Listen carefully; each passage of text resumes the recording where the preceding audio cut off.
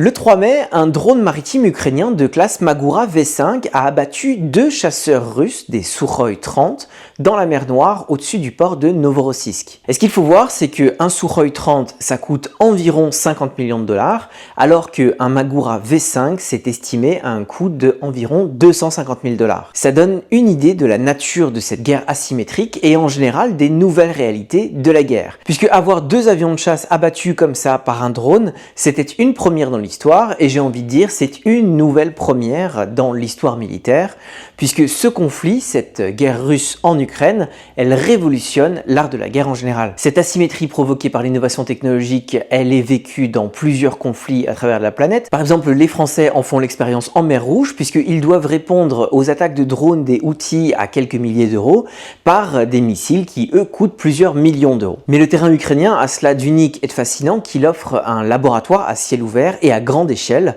sur lequel les armées du monde peuvent se calquer ou en tout cas observer les différentes évolutions. Alors au-delà de l'accroche d'actualité de ce tir de Magura V5, donc de ce drone maritime, je voulais revenir dans cette vidéo sur le rôle des drones, donc plutôt aériens, sur la manière dont se structure et dont se gèle la ligne de front actuellement, puisque sur une zone d'environ 15-20 km le long de la ligne de front, on parle désormais d'un mur de drones.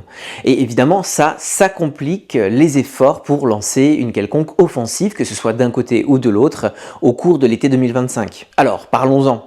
Bonjour à tous, c'est Sébastien et bienvenue dans cette vidéo où l'on fait un point sur l'accélération de ces innovations technologiques. Parce que les drones, on a commencé à les voir dans la guerre du Haut-Karabakh en 2020, puis en Syrie, mais dès le début de l'invasion généralisée de l'Ukraine par la Russie en 2022, les drones sont devenus incontournables. Et les évolutions technologiques qui les accompagnent sont elles aussi devenues incontournables. Et ce qui fait que déjà en 2025, on ne fait plus du tout la guerre comme on la faisait en 2022. Aujourd'hui, les drones, ils ont pris une telle place que les avions de chasse n'ont plus la suprématie dans le ciel, comme je l'ai rappelé, alors que sur le terrain, les gros assauts mécanisés, ils n'ont presque plus de sens, ce qui est une révolution depuis l'entrée en fonction des premiers chars français en 1915. Et ce qui fait que ces derniers mois, on a vu les Russes continuer leur effort offensif, mais à travers l'envoi de petits groupes qui sont soit à pied, soit lancés sur des motos pour aller vite et pour tenter d'échapper aux drones. Et ça produit des résultats mitigés, mais quand même des résultats. Les Russes continuent de grappiller du territoire ici et là,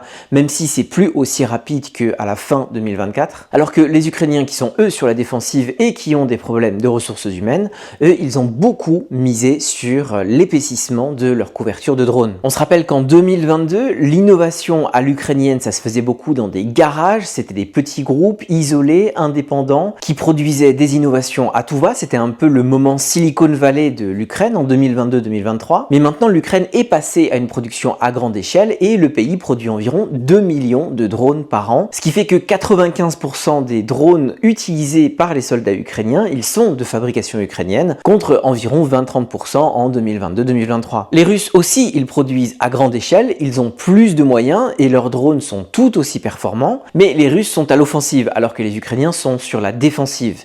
Et donc l'usage de ces drones n'est pas le même. Et étant donné que ce mur de drones s'est épaissi, ça veut dire que pour l'attaque, il faut plus d'hommes, alors que pour la défense, il faut moins d'hommes. Et donc là, l'Ukraine a un avantage tactique qu'elle utilise. Qu'est-ce que c'est que ce mur de drones? C'est donc une zone de environ 15-20 km qui est même appelée à s'élargir, sur laquelle volent des dizaines, voire des centaines d'engins en permanence, qui détectent tous les mouvements et qui se ruent sur la première unité qui essaie de passer. Et on a même des témoignages de soldats ukrainiens qui disent que certaines tranchées ne sont plus tenues par des hommes, mais elles sont défendues par des unités de drones. Et ça, je reviens là-dessus, ça soulage énormément les forces armées ukrainiennes qui ont un gros problème de ressources humaines, comme tout le monde sait. Ces derniers temps, on a vu que ça avait vraiment consolidé la ligne de défense. Ça s'est aussi rajouté au gros travail de fortification que les Ukrainiens ont effectué ces derniers mois. Des fortifications qui se sont aussi adaptées, puisque maintenant, avoir des tranchées à l'air libre, ça ne sert plus à grand-chose, puisque avec les drones, ce n'est plus sécurisé. Et ce qui fait que les nouvelles tranchées doivent avoir un réseau d'abris ultra protégés qui sont à distance rapprochés les uns des autres. Là, j'utilise les cartes de l'expert Clément Molin, vous pouvez aussi suivre son travail sur X, mais en tout cas, ça permet de bien voir les nouvelles lignes de fortification que les Ukrainiens ont établies à partir donc de 2024. Concrètement, ça veut dire que quelqu'un comme moi, journaliste, il y a encore quelques temps, j'allais assez librement sur la ligne de front. C'est-à-dire qu'il y avait un certain nombre de codes à respecter. Il fallait voir quelle heure de la journée c'était, puisqu'il y avait plus de tirs la nuit.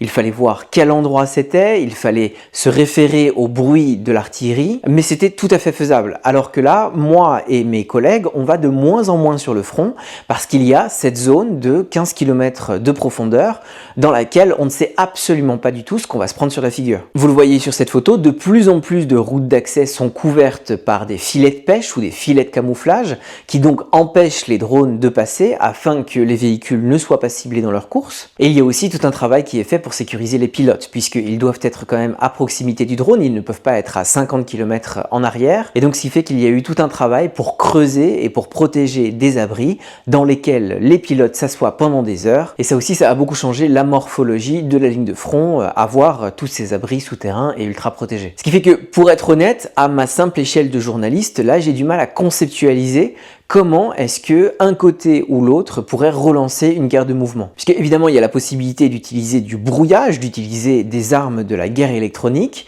mais ce qu'on a vu récemment, c'est qu'il y a de plus en plus de drones qui volent et qui sont reliés à leurs pilotes par des câbles de fibre optique. Ça, c'est une innovation russe qui a été très vite imitée par les Ukrainiens et qui fait que le drone n'est pas sensible au brouillage électronique. Le constat de l'évolution inédite sur le front, il est partagé par tous les experts militaires, dont Valery Zaloujny, l'ancien commandant en chef des forces armées ukrainiennes, qui est très prolixe sur la question, et selon lui, la manière dont les forces armées de l'OTAN pensent la guerre est déjà complètement dépassée. Et ce qui fait que s'il y avait un conflit à haute intensité qui éclatait en impliquant les armées européennes, eh bien celle-ci serait mise sur la touche relativement vite. Valery Zaloujny, il parle du rôle des blindés, mais il parle aussi des missiles de haute précision, qui sont beaucoup moins efficaces maintenant à cause justement de ce brouillage et de la guerre électronique. Et en règle générale, il parle des implications de cette guerre asymétrique. À quoi ça sert, par exemple, dans le domaine de la défense antiaérienne, d'avoir des missiles à plusieurs millions d'euros pour faire face à des essaims de plusieurs dizaines ou de plusieurs centaines de drones. Là-dessus, les Ukrainiens, qui ont des grosses lacunes en termes de défense antiaérienne, il y a pas mal de trous dans la raquette, et ça depuis 2022, ils viennent de développer des drones qui interceptent d'autres drones, comme vous voyez sur cette vidéo. Et ça, c'est une excellente démonstration des réponses qu'on peut apporter justement à cette guerre asymétrique, puisqu'on produit un drone pas cher pour détruire un drone pas cher. Et ce qui fait que dans le cadre de cette guerre, que ce soit des bombardements sur des cibles à l'arrière ou que ce soit sur le front, on assiste à une multiplication d'engins quasi automatisés. Sur le front, c'est même parfois jusqu'à saturation. Mais même malgré ça, l'humain reste très important, puisque les drones qui sont pilotés par l'intelligence artificielle ne produisent pas les mêmes résultats que les drones pilotés par des humains. Notamment, c'est beaucoup plus difficile d'ajuster sa cible en cours de parcours ou de traquer une cible dans une forêt, donc au travers des arbres. Et donc la bonne nouvelle ici, d'une certaine manière, au lieu d'imaginer un scénario où les humains seraient remplacés par des machines, eh bien c'est que l'innovation technologique permet que des machines fassent le travail des hommes et prennent tous les risques à la place des humains, mais que les hommes restent quand même très importants dans la manière de conduire la guerre. Bon, si on extrapole un peu, au-delà de cette ligne de front et au-delà de cette guerre russe en Ukraine, on voit que les armées européennes prennent peu à peu conscience de ces innovations technologiques. Et avant, par exemple, on allait des Ukrainiens qui allaient en Europe pour se faire former par des troupes de l'OTAN, mais maintenant, les Ukrainiens, ils vont en Europe pour former les troupes européennes. Et par exemple, on a des instructeurs ukrainiens qui sont actuellement en Grande-Bretagne pour former les soldats britanniques. Et on a aussi la marine française qui est en train de mettre au point ses premiers drones maritimes qui sont clairement d'inspiration ukrainienne. Vous le voyez sur cette vidéo du projet Sequest S qui a été lancé en 2024 et ce qui montre à quel point les évolutions qui sont nées de cette guerre russe en Ukraine impactent l'art de la guerre à travers le monde. Et ça aura sans doute, comme après tous les conflits, des implications dans le domaine civil. Mais bon, ça, on n'y est pas encore. Voilà, je m'arrête là. Il me semblait important de faire ce point sur les évolutions technologiques, puisqu'il y a beaucoup de bruit de couloir autour de cette offensive russe de printemps-été 2025, mais il faut vraiment avoir ça en tête. Les drones, ça a tout changé et on ne peut plus penser à une offensive comme on y pensait en 2022-2023. Et dans ce contexte, à cause de ce mur de drones, eh bien en fait, il est aussi possible qu'on n'ait aucune offensive majeure de la part de la Russie ou de la part de l'Ukraine au printemps ou en été 2025. Merci d'avoir regardé cette vidéo jusqu'au bout, je file et je vous retrouve très vite.